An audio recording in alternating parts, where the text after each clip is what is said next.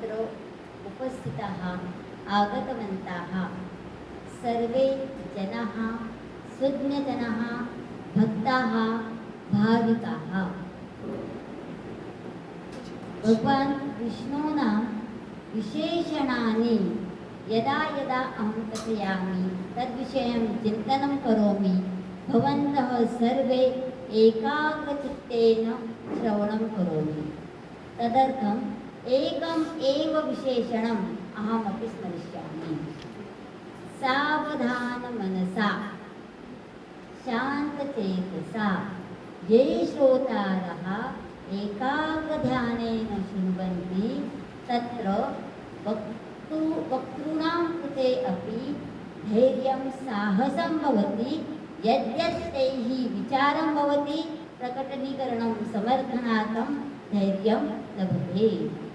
अस्तु, संस्कृतभाषा मम भाषा भवति, अस्माकं सर्वेषामपि भाषा भवति। अद्य तु समाहारस्य भाषणम् एव भवति। अद्य एव दिनः भवति। अत्र अहं मम विचारं प्रकटीकरोमि। यावत्पर्यन्तम् अहं विष्णुसहस्रनामस्तोत्रमध्ये यद्यत् कथयति तावत् विषये यत् मया अवगतं तदेव कथितं, किन्तु अद्य दिवसः मम विचारप्रकटनार्थं भवति। अस्तु, यावत् संस्कृतभाषा पूर्णं भवति, इदानीं तु मातृभाषायां मराठीभाषायाम् एव कथनमहं करोमि। गेल्या 15 दिवसापासून सलग आपण विष्णू सहस्रनामाचं चिंतन करत आहोत। आपण वेळेअभावी, काळाच्या मर्यादेअभावी पूर्ण स्तोत्राचा अभ्यास करू शकलो नाही आहे इथे येऊन। पुढे तो आपण नक्कीच पूर्ण करू। यूट्यूबसारखं माध्यम आपल्याजवळ आहे तर ते आपण नक्कीच पूर्णही करणार आहोत। पण मध्ये मध्ये आपल्याला अशी एक रिव्हिजन टेस्ट घेणं आवश्यक असतं। असं एक 15 दिवसानंतरचा एक पहिला टप्पा असा आपण समजूया की आतापर्यंत आपण काय काय शिकलेलो आहोत याचा आढावा घेतला पाहिजे। सर्वच काही अवगत होईल असं नाही। श्रवण मात्रेण अपि पुण्यम लभते। फक्त श्रवण केलं तरी आपल्याला पुण्य मिळणार आहे। मग श्रवण करता करताच आपण ते अवगत करायला शिकणार आहोत आणि अवगत झालं तरच आपण ते आचरणात आणू शकणार आहोत। म्हणून पुनः पुनः अध्ययनम आवश्यकम एव भवति। आतापर्यंत आपण काय काय शिकलेलो आहोत तर त्याच्यामध्ये बघा एकूण 142 श्लोक विष्णू सहस्रनामामध्ये आहेत। त्यापैकी 31 श्लोक समजून घेण्याचा प्रयत्न आपण इथे केलेला आहे आणि 31 श्लोकांमध्ये आपण विष्णू सहस्रनामाचंच पठण का करायचं आहे, त्या विष्णू सहस्रनामाची पार्श्वभूमी काय आहे, पितामह भीष्मांनी युधिष्ठिराला कशासाठी सहस्रनामावली सांगितलेली आहे, ही सगळी प्रस्तावना आपण समजून घेतलेली आहे। म्हणजे आता आपल्या मनामध्ये विष्णू सहस्रनामाची भूमिका तयार झालेली आहे आणि जो प्रश्न युधिष्ठिरांना पडलेला आहे तोच प्रश्न आपल्याही मनात आहे। मला जर भगवत प्राप्ती करायची असेल तर मी काय बरं करायला हवं, तोच प्रश्न युधिष्ठिराने विचारलेला आहे आणि त्या प्रश्नांच्या उत्तरादाखल पितामह भीष्माने भगवान विष्णूंची सहस्त्रनामं सांगितलेली आहे। आणि ती अवस्था कशी होती पितामह भीष्मांची, तर शरपंजरी होते। हे फार अधोरेखित करण्यासारखा शब्द आहे। नॉर्मल व्यक्ती इथं आरामशीर बसून सुद्धा आपल्याला भगवंताचं स्तोत्र वाचताना काही जोडाक्षर वाचणं कठीण जात आहे, समजणं कठीण जात आहे।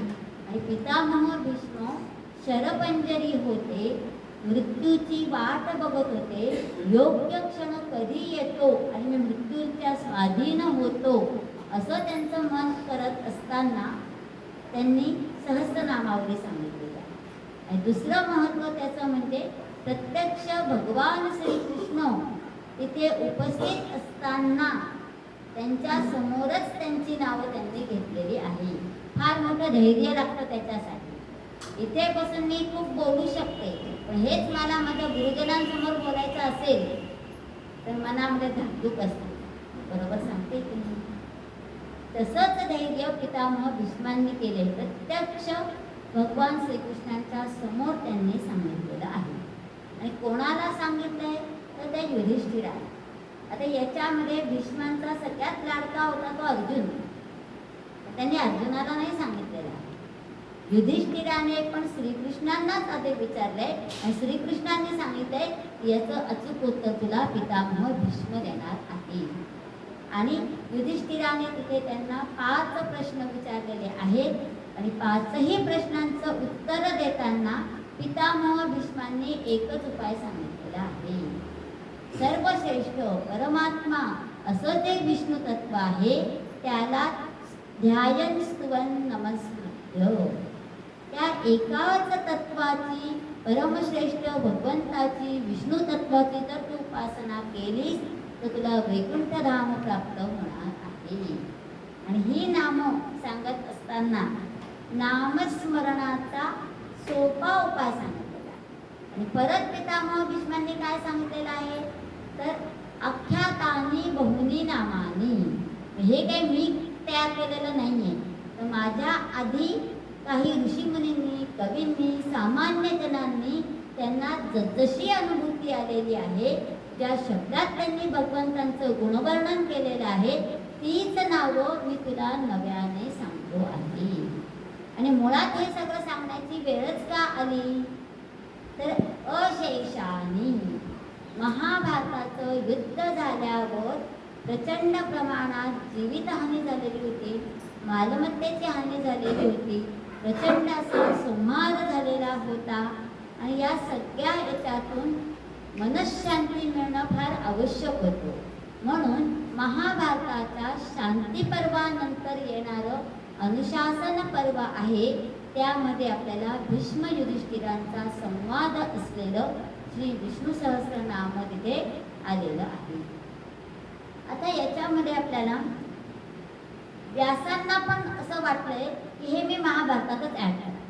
आणि खरं म्हटलं तर त्याच्याच आधी प्रत्यक्ष भगवंतांनी त्यांच्या मुखातून गायलेली श्रीमद भगवद्गीता तिथे आलेली होती.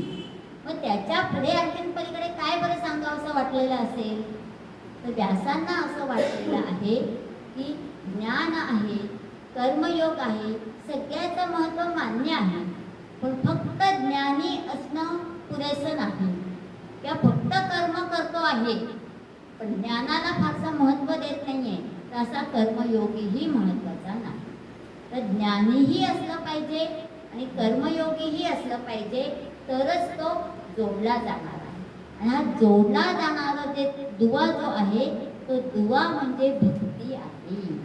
आणि या भक्तीचं महत्त्व प्रतिपादन करण्यासाठी महर्षी व्यासांनी आपल्याला भागवतामध्ये पण भक्तितत्वच सांगितलेलं आहे आणि श्री विष्णू सहस्रनामामध्ये तेच नामस्मरणाचा महिमा आपल्याला सांगितलेला आहे.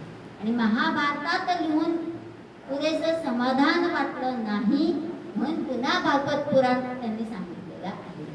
म्हणजे बघा, जसजसं आपण पुढे जातो तसतसं आपल्या भौतिक जीवनाकडून आपण आध्यात्मिक जीवनाकडे प्रवास करत असतो. बरेच निवृत्त झालेली मंडळी बघा, कार्यरत असताना फार वेगवेगळ्या क्षेत्रांमध्ये काम करतात, विशेषतः तांत्रिक क्षेत्रात काम करणारी मंडळी. आणि मग त्यांना असं वाटतं की टेक्निकल फील्डमध्ये मी कितीही कामं केले तर पुन्हा फिरून मला या भक्तीच्याच मार्गाकडे वळणं क्रमप्राप्त आहे, तरच मी माझ्या जीवनात धैर्य आणि समाधान, संतुष्टता प्राप्त करू शकतो. म्हणजे भगवत मार्ग, भगवत भक्ती, भगवत नामस्मरण हे एकमेव ध्येय आपल्या मानवी जीवनाचं आहे. आणि तेच परत परत आपल्याला विष्णू सहस्रनामामध्ये सांगितलं. मग नामस्मरणाला इतकं का महत्त्व दिलेलं आहे तर नामस्मरणामध्ये कोणत्याही साधनाची आवश्यकता नाही. दुसरं, काळाचं आणि वेळेचं बंधन नाही. तुम्ही जिथं जाल तिथं भगवंताचं नाव घेऊ शकतात, जेव्हा वाटेल तेव्हा ते घेऊ शकतात. त्याला दिक्कालाचं बंधन नाही आहे, कोणत्याही साधनाची आवश्यकता नाही आहे. आणि दुसरं, हठयोग्यांसारखी कोणत्याही प्रकारची तपश्चर्याही करण्याची गरज नाही. कोणताही सामान्यातल्या सामान्य व्यक्ती भगवंताचं नाम घेऊ शकतो. ते नाम घेण्यासाठी आपल्याला 1-2 नव्हे तर सहस्त्र नामावली आपल्याला दिलेली आहे. सर्वप्रथम विष्णू भगवंतांची सहस्रनामावली आलेली आहे आणि त्यानंतर मात्र शिवनामांची पण सहस्रनामावली आलेली आहे. देवी सहस्रनाममध्ये पण देवीची सहस्रनामं आपल्याला आलेली आहे. बऱ्याचदा या सहस्रनामावलीतली नामं आपल्याला समान वाटतात. शिवाची जी नावं आहेत तीच विष्णूंची नावं आहेत आणि विष्णूंची जी नावं आहेत तीच शिवांची नावं आहेत. म्हणजेच पर्यायाने शिवतत्व आणि विष्णुतत्व हे दोनही एकच आहे. देवीची नावं मात्र थोडीशी वेगळी आहेत, कारण की देवी हा शब्द स्त्रीलिंगी आहे. त्याच्यामुळे देवीचं कर्तृत्व पण वेगळं आहे आणि तो व्याकरणदृष्ट्याही शब्द वेगळ्या पद्धतीने चालतो, म्हणून त्या नामांमध्ये साधर्म्य नाही. आणि ब्रह्मा विष्णू महेश या 3 देवांपासून ज्या शक्ती निर्माण झालेल्या आहेत त्यातूनच आदिमाया निर्माण झाली आणि आदिमायातूनच महालक्ष्मी वेगवेगळ्या देवी निर्माण झालेल्या आहेत. म्हणजे परत मूळ स्रोत जो आहे तो ब्रह्मा विष्णू महेश याच्याशी जोडला. आणि मग या विष्णू सहस्रनामाची थीम काय असली पाहिजे. जेव्हा एकंदर असं ठरवलं की या वर्षी अधिक महिना येतो आहे आणि विष्णू भगवंतांची उपासना करायची आहे, तर यावर्षी नवीन संकल्प काय बरं करावा. तर मागच्या वर्षी पण आम्ही विष्णू सहस्रनाम शिकलेलो होतो आणि त्यावेळेस भगवान श्रीकृष्णांचं जीवन आम्ही समजून घेतलेलं होतं. मग यावेळेस आणखी नवीन काय करायचं, तर सहज प्रस्ताव आला मैत्रिणींकडून की आपण विष्णू सहस्रनामाचाच अर्थ समजून घेऊया. आणि योगायोगाने बघा, मागच्या अधिक महिन्यामध्ये आमच्या एक संस्कृत शिकवणाऱ्या मॅडम आहेत, ज्योत्स्ना खरे मॅडम म्हणून पुण्याच्या आहेत आणि त्यांनी विष्णू सहस्रनामाचा वर्ग मागच्या अधिक महिन्यात घेतला होता.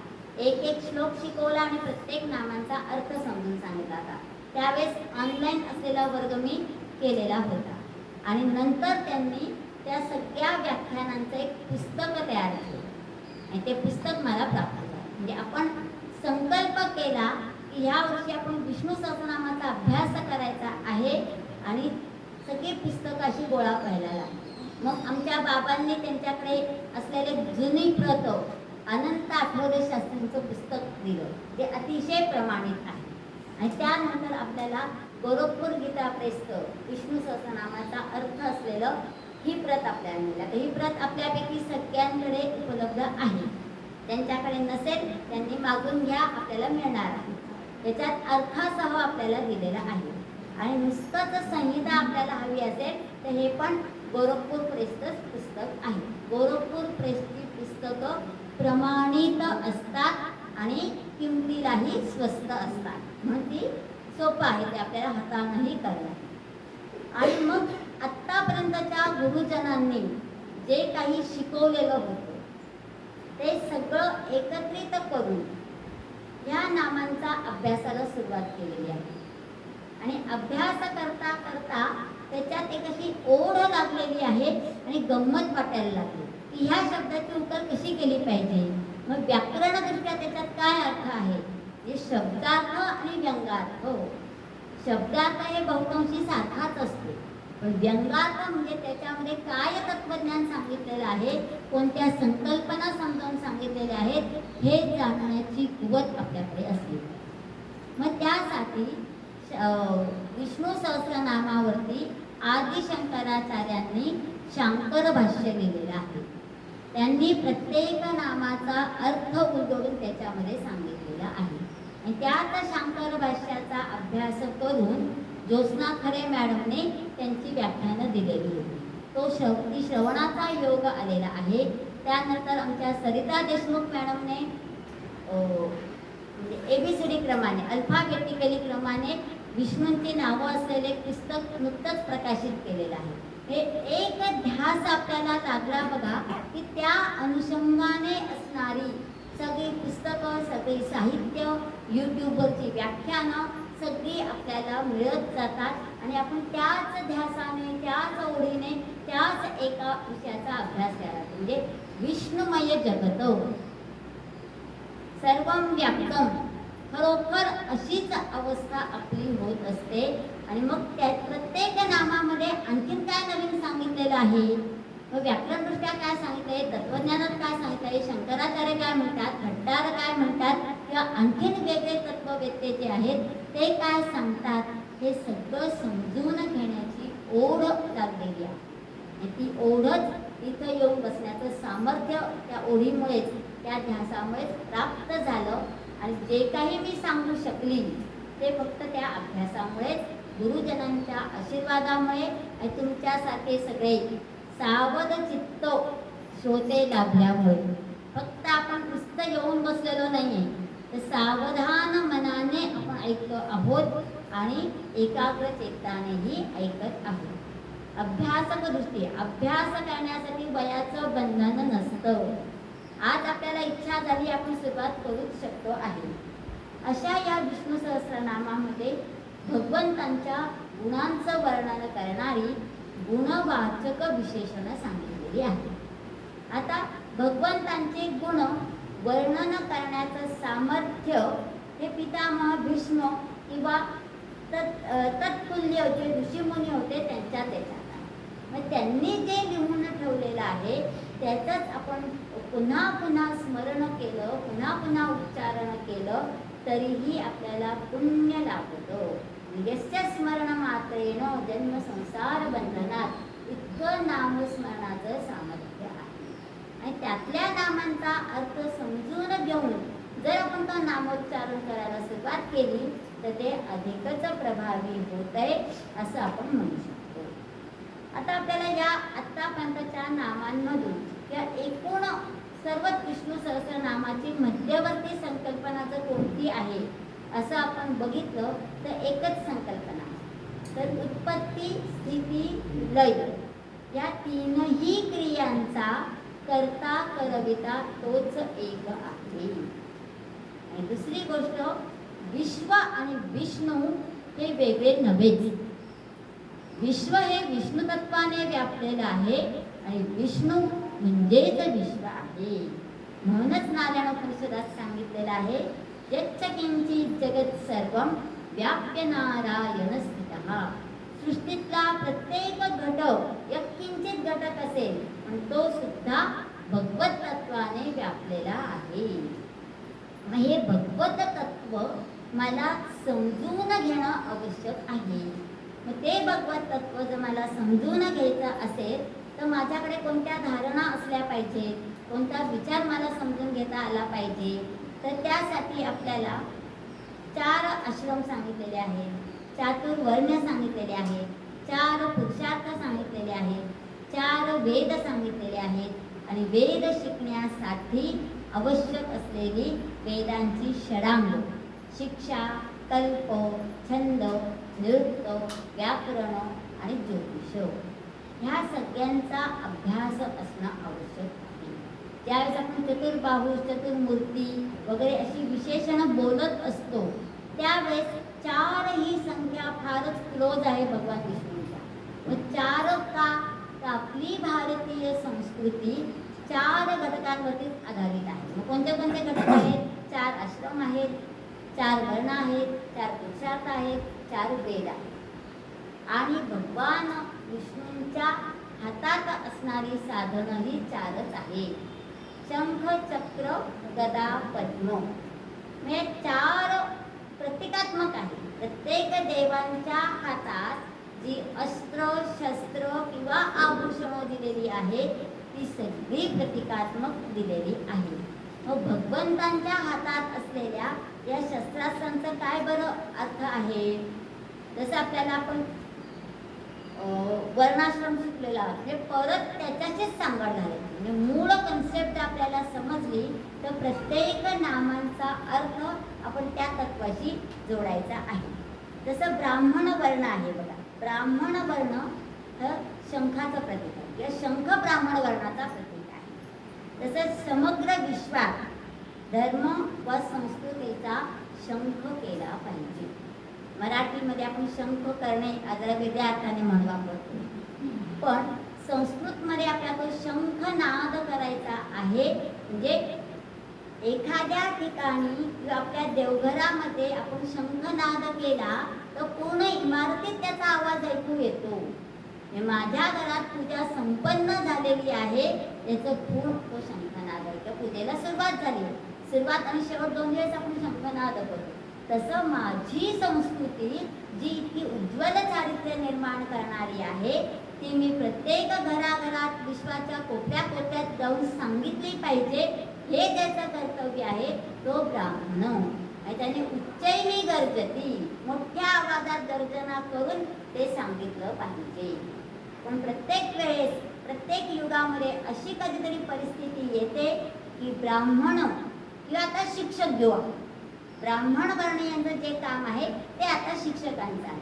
शिक्षक घसाफोड करून ओरडत असतात, पण त्याचा परिणाम कितपत होतोय?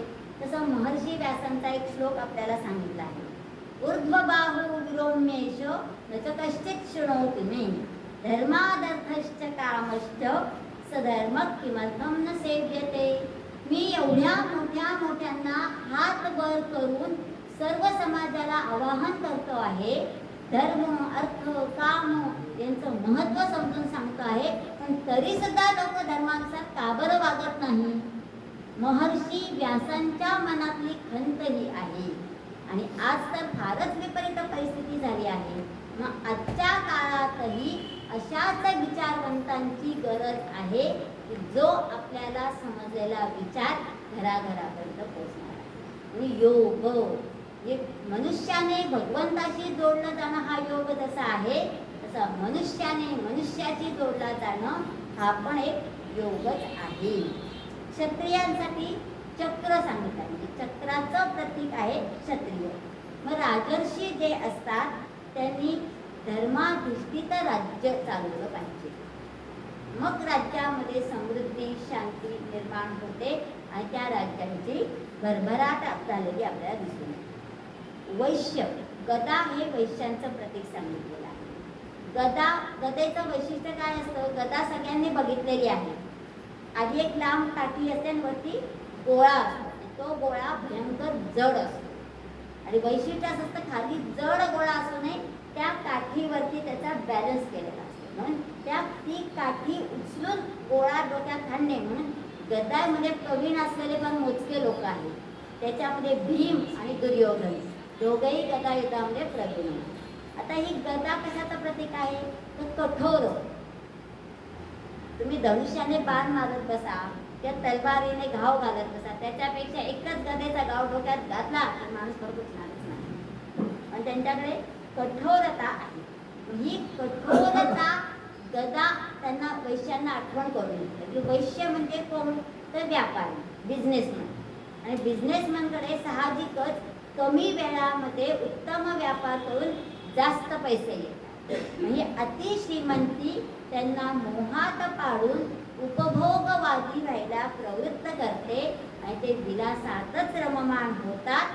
आणि विलासात रममाण झालेल्या व्यापारी वर्गाचा विकास होत नाही, आत्मिक विकासही होत नाही किंवा आध्यात्मिक विकास ते होणारच नाही. गदा ही संयम आणि कठोरता दाखवत असते. शंख झालेला आहे, चक्र झालंय, गदा झाली आणि कमळ पद्म. कमळ तर सगळ्यात प्रिय आहे. संस्कृत साहित्य कमळाशिवाय पूर्णच होत नाही. कुठलंही सुभाषित घ्या, कुठलीही कथा घ्या, कुठलंही साहित्य घ्या, त्याच्यामध्ये कमळ हे आलेलंच आहे. आता कमळाला एवढं महत्त्व का आहे? तर पुंडरीकाक्ष, अरविंदाक्ष, पद्मनाभ ही सगळी भगवंतांची नामं आहेत, ती कमळापासून चालतात. भगवंताच्या नाभीतून पद्म येतो आणि ते पद्म आपल्याला काय सुचवतो? पद्मनाभ, आईशी बाळाची जोडलेली नाळ. तशीच विष्णूंची या सृष्टीची नाळ जोडलेली आहे. म्हणजेच भगवंत सृष्टीमध्ये तत्वरूपाने व्यापलेले आहेत, म्हणतो पद्मनाभ.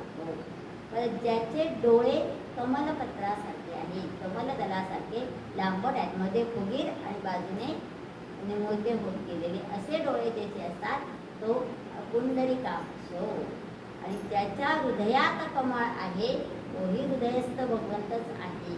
म्हणजे प्रत्येक ठिकाणी कमळालाच महत्त्व दिलेलं आहे का, तर कमळाकडून आपल्याला एक सगळ्यात महत्त्वाचा गुण शिकायला मिळतो, तो म्हणजे कमळ चिखलामध्ये उमलते आणि तरीही चिखलाचा स्पर्शही कमलपत्राला होत नाही आणि कमळही वरती डोलात डोलत असते, त्याला चिखलाचा मातीचा जराही स्पर्श होत नाही.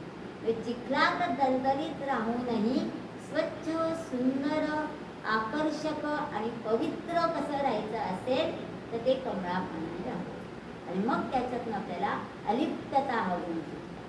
जसं कमळ दलदलीत वाढतं तसं आपल्या आजूबाजूला हा जो भवसागर आहे त्यामध्ये या ज्या मोहात टाकणाऱ्या सगळ्या गोष्टी आहे, इंद्रिय विषयांकडे आकर्षित होत असतात, ते आकर्षण सदोदित वाढतच असतं आणि त्याच्यापासून अलिप्त आपल्याला व्हायचं असेल तर ती अलिप्तता कमळाप्रमाणे असते आणि त्यासाठी आपल्याला वानप्रस्थाश्रम सुचवलेला आहे.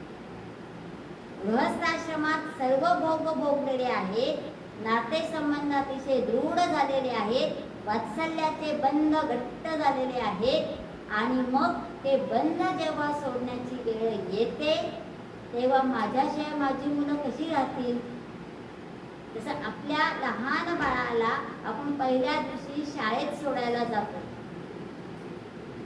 त्यावेळेस शाळेचा पहिला दिवस सगळ्यांनाच आठवतो बघा. त्यावेळेस ते बालक आई जेव्हा टाटा करून जाते त्यावेळेस ते बालक तिथेच भोकात बसून रडायला लागतो, हातपाय पसरतो. पण त्या शाळेतल्या बाई सांगतात तुम्ही जा, वर्गाच्या दाराला घट्ट कडी लावून घेतात, मुलं आणि बैठ. आणि मग जी रडकी मुलं असतात त्या मुलांना त्या बाईच असतात, जनरली बालवाडीला स्त्रिया महिला शिक्षिकाच असतात, म्हणजे वात्सल्य आईच्या जागी असणाऱ्या पहिल्या बाई म्हणून बाईच शब्द आला. आता तो मॅडम शब्द नंतरचा आलाय ना, आता ते मुलं टीचर म्हणतात, ते आणखीनच चुकीचा. हा जो वात्सल्य भाव, जी रडकी मुलं असतात त्या रडक्या मुलांना बाई आपल्या जवळ टेबलवरती बसतात. काही मुलं असे असतात 2 तास 3 तास शाळा सुद्धा रडतच राहतात. बाई हळूच पर्समधून काढून कपडे देतात, गोळी देतात. मग हळूहळू त्यांना समजायला लागतं माझी आई जवळ नसली तरी माझ्या बाई माझ्या जवळ आली. आणि मग बाई सांगतील तसं, मग आईला पण सांगतात माझ्या बाईंनी तसंच सांगितलं. अगदी अक्षरं कशी काढायची याचा क्रमही बाई सांगतात तोच बरोबर असतो, आई सांगते ते चुकीचं असतं. आई पण म्हणते तू क्लास लाव बाईंकडे शिक, सोपं आणखी सोपं झालेलं आहे. म्हणजे आता काळानुसार सगळं बदलत गेलेलं आहे. मग हे जे वात्सल्य आहे हे वात्सल्य भगवंताकडून सतत प्रकट होत असते. आपण त्याचं नामस्मरण करा नका करू, भगवत कार्य करा नका करू, तरीही तो आपल्यावरती प्रेम करत असतो, आपलं जीवन चालवत असतो. जीव जगत आणि जगदीश यांचं नातंच इतकं न्यारं आहे की भगवंत त्याच्याकडून 100% देतो आणि तुला करायचं तर तू कर, तू नाही केलंस तरी मी करणारच आहे हा दृढ विश्वास त्याने आपल्याला दिलेला आहे. पण जो करेल त्याला मोक्षप्राप्ती होण्यासाठी मरणाची गरज नाही हे विष्णू सहस्रनाम सांगतो. धर्माधिष्ठित काम आलं, धर्माधिष्ठित अर्थ आला की याची देही याची डोळा आपल्याला मोक्ष तिथं प्राप्त होत असतो. असे 4 जे सांगते आपल्याला शंख चक्र गदा हस्त, दररोज आपण नित्य नेमाने श्लोक म्हणतो आहोत सशंख चक्र म्हणून, तर त्याचा अर्थही आपल्याला माहिती असला पाहिजे. आणि प्रत्येक विष्णूंच्या श्लोकामध्ये कमळ हे आलेलंच आहे. आता बाजारात जे मिळतात ते कमळ डुप्लिकेट असतात, त्यांना सुवास नसतो. पण संस्कृत साहित्यामध्ये कमळाचे अनेक प्रकार सांगितलेले आहेत. त्यामध्ये सूर्यविकासी कमळ आणि चंद्रविकासी कमळ या दोन्ही प्रकारांना अतिशय महत्त्व दिलेलं आहे. मग भगवंत कसे कमळ आहे तर सूर्यविकास आदित्य सूर्याच्याच रूपामध्ये भगवंत आहे. जे आपल्यामध्ये जागृती निर्माण करतात, प्रकाश निर्माण करतात आणि तेज निर्माण करतात. आणि तरीही मी काहीच केलेलं नाही म्हणून अधिकारी राहिला. म्हणून चातुर्मास संहिता आहे, त्याच्यामध्ये भगवंत झोपलेले असतात, प्रबोधिनी एकादशीलाच उठतात. आणि हा काळ असतो शेतीमध्ये बीजारोपण करायचा आणि दिवाळीमध्ये सुगीचे दिवस धनधान्याने शेतकरी संपन्न होतो. तर म्हणजे एका बियाणातून हजार धान्याचे कण निर्माण होतात. ही भगवंताचीच किमया असते. तरीही भगवंत माणसाला सांगतो, मी तर झोपलो होतो, जे काही केलं ते तूच केलेलं आहे. इतकं औदार्य भगवंताकडे त्यांनी सांगितलेलं आहे. त्याच्यात आपण शांताकारंचा श्लोक म्हणतो. तर श्लोक सगळ्यांना माहितीच आहे. त्याच्यामध्ये आणखीन एक शब्द येतो बघा आपल्याला, भुजग शयनम. आता विष्णू तत्व हे शांत तत्व आहे. तसं शिवतत्व हे पवित्र असलं तरी थोडंसं उग्र आहे. त्याचं उग्र रूप आपल्याला रुद्रामध्ये दिसतं. तसं विष्णू हा शांत आहे, पटकन शस्त्र उचलेल असा नाही. मग त्याला तरी सुद्धा तो भुजग शयनम सांगितलेला आहे. तो क्षीरसागरामध्ये झोपलेला आहे. क्षीरसागर म्हणजेच हा भवसागर. भवसागरामध्ये जे षड्विकार आहेत ते सर्वत्र आपल्या आजूबाजूला पसरलेले आहेत. आणि त्या विकारांमध्येच राहूनही मी शांत संयमी कसा बरं राहिला पाहिजे याचं उदाहरण म्हणजे भगवान विष्णू. तसंच शेषशाही विष्णू, शेष नागावरती ते झोपलेले असतात. त्या नागाला सहस्त्र फणे आहेत असं वर्णन केलेलं असतं. आणि फुटकार टाकणं हा त्या शेषाचा गुणधर्म आहे. आणि तो दर काही क्षणांनी दिशाचे फुटकार टाकत असतो. आणि तरीही विष्णू भगवान शांत चित्ताने पोहोचलेले असतात. म्हणजे काय शिकायचं आहे याच्यातून? आपल्या आजूबाजूचे लोक सातत्याने आपली निंदा करत असतात, आपल्याला टॉन्ट्स मारत असतात, टोमणे मारत असतात. त्या आपल्या मागे, आपल्या समोर ज्यांची बोलायची हिंमत नसते ते आपल्या मागे आपल्याला नावं ठेवतात. हे सगळं असं चालूच राहणार आहे. तरी आपण त्याच्याकडे लक्ष द्यायचं नाही. जसं आपण म्हणतो की बोलणाऱ्याचं तोंड धरता येत नाही, तर त्याला बोलू दे. मग काय ऐकायचं हे माझ्या हातात आहे, काय लक्षात ठेवायचं हे माझ्या मनावरती आहे, माझ्या बुद्धीचं आहे. म्हणजे मी माझ्या इंद्रियांवरती जर विजय मिळवला तर या बाह्य विषयांशी माझा संबंधच येणार नाही. आणि हे विष्णू भगवान स्वतःच्या पोझिशनने आपल्याला त्यांनी सांगितलेलं आहे. तर गगन सदृशम गगनम गगनाकारम सागरम सागरोपमा. विष्णू भगवान असे आहेत, ते गगनासारखे आहेत. म्हणजे आकाशाला लांबी रुंदी उंची खोली नाही, कुठेही ते फाटत तुटत नाही. कितीही काळे ढग आकाशात जमा झाले तरी पाऊस पडल्यानंतर आकाश पुन्हा निरभ्र होतं, स्वच्छ होतं. म्हणून त्याची ती व्यापकता, विशालता ही सुद्धा भगवान विष्णूच्या कडे आहे. तसंच सागराकडे अथांग पाणी आहे आणि ते सगळं पाणी खारं आहे. मग असं म्हटलं जातं बघा, एक गोष्ट सांगितली जाते की एक मनुष्य असतो. तो मनुष्य नदीच्या काठी जातो, गंगा नदीच्या काठी जातो. आणि आपल्याला माहिती आहे गंगेचं महात्म्य, गंगा नदीत स्नान केलं की पापाचा नाश होतो. मग तो विचारतो, हे गंगा माते एवढ्या लोकांचं पाप घेते, तर त्या पापाचं तू काय करतेस? तर म्हणजे मी माझ्याकडे काहीच पाप ठेवत नाही, मी हे सगळं वाहत समुद्राला जाऊन मिळते. मग तो समुद्राकडे जातो, समुद्राला जातो, अरे बाबा तुझ्याकडे तर सप्त नद्यांचं पाणी येतं, तुझ्याकडे किती पाप साधत असेल? तेव्हा तो सांगतो, मी काय ते पाप माझ्याकडे ठेवत नाही, हे सगळं पाप ढगांकडे जातं. पाण्याची वाफ होते, वाफेचे ढग होतात. ढगांना विचारलं की ढग म्हणतात, मी कशाला ते ओझं साठवून ठेवू, माझ्याकडे पाण्याने भरलेले ढग हे मुळातच जड असतात, म्हणून त्यांना मेघ असं म्हटलेलं आहे. आणि मग ते पाण्याच्या पावसाच्या रूपाने मी ते पाप पुन्हा जमिनीवर सोडतो. मग पाऊस कुठे पडतो? ज्याचं त्याचं पाप ज्याच्या त्याच्या डोक्यावर. त्यांच्या गावाला पाऊस पडला, त्यांना त्यांचे पाप परत पडले. म्हणजे भगवंत इतका निष्काम आहे की तर ज्याचं त्याचं पाप ज्याला त्याला देतो, कथा समजून घ्यायच्या. सगळीकडे पाऊस पडतो, आपण नाशिकला की अजून पाऊस पडलेला नाहीये बरं का. गंमत आहे, पाऊस पडायचा तेव्हाच पडणार आहे, पण ज्याचं त्याला परत मिळणार आहे.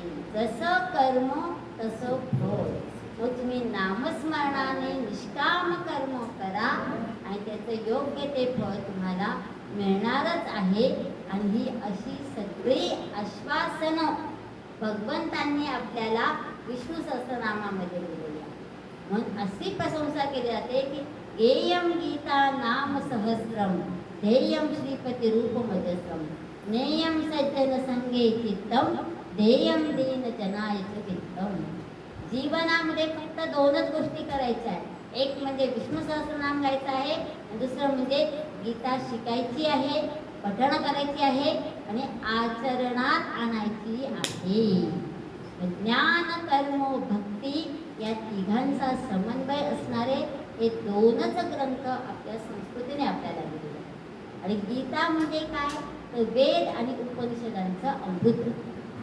वेद आणि उपनिषदांपर्यंत आपण पोहोचू शकत नाही आहे, तर डायरेक्ट आपल्याला छानसं गाईड उपलब्ध करून दिलेलं आहे, शॉर्टकट स्वीट आणि विथ IMP सगळं आपल्याला इतकं रेडीमेड आपल्याला करून दिलं आहे.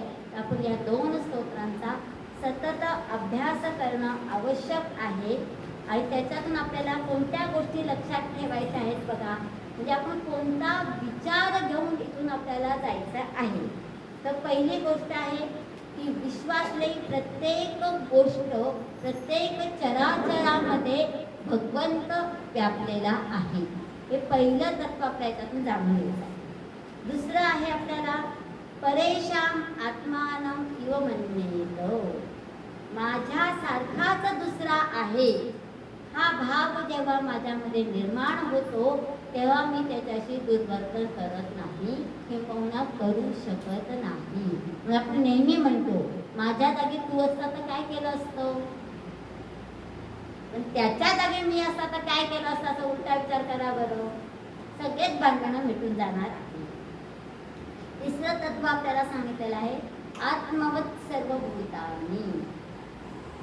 माझ्यासारखंच सर्व धर्म, म्हणजे फक्त माणसंच नाही, तर आपल्या आजूबाजूचे जे पक्षी प्राणी कीटक त्यांच्यासाठी सुद्धा तेही देवाचे अंशच आहेत.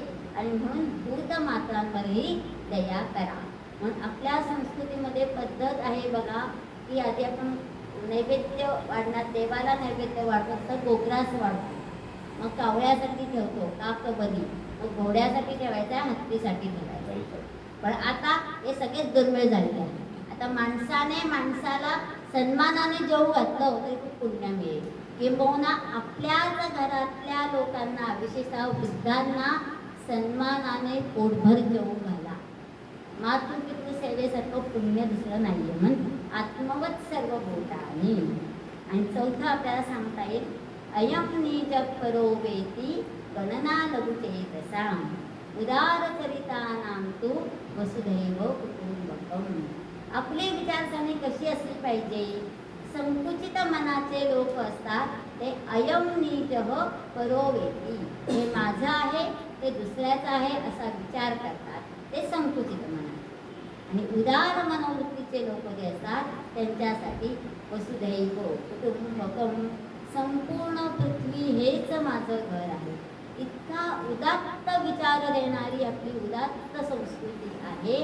आणि त्या संस्कृतीचा आपण एक घटक आहोत. म्हणून म्हटले दुर्लभम भारतम जन्मे, दुर्लभम भारते जन्म. आपल्या नशिबाने आपल्याला भारतात जन्म मिळालेला आहे, परत मनुष्य रूपामध्ये जन्म झालेला आहे, त्यातून आपल्याला स्त्री रूपात जन्म मिळालेला आहे. म्हणजे आपण फारच भाग्यवान आहोत.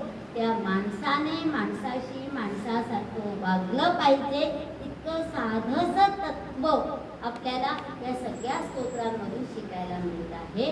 आणि माणूस माणसाशी माणसासारखा वागला म्हणजेच परेशान आत्मानं इव मन्येत हे तत्व आपण अंगीकारलं तर जीवाचं शिवाशी मिलन होतच आहे. आणि मग पुढे जास्त उच्च स्तरावरती जाऊन आपण काही साधना केल्या तर शिवाशी मिलनही आपण करू शकतो. जन्म जन्मांतरीची साधना त्याच्यासाठी आवश्यक आहे.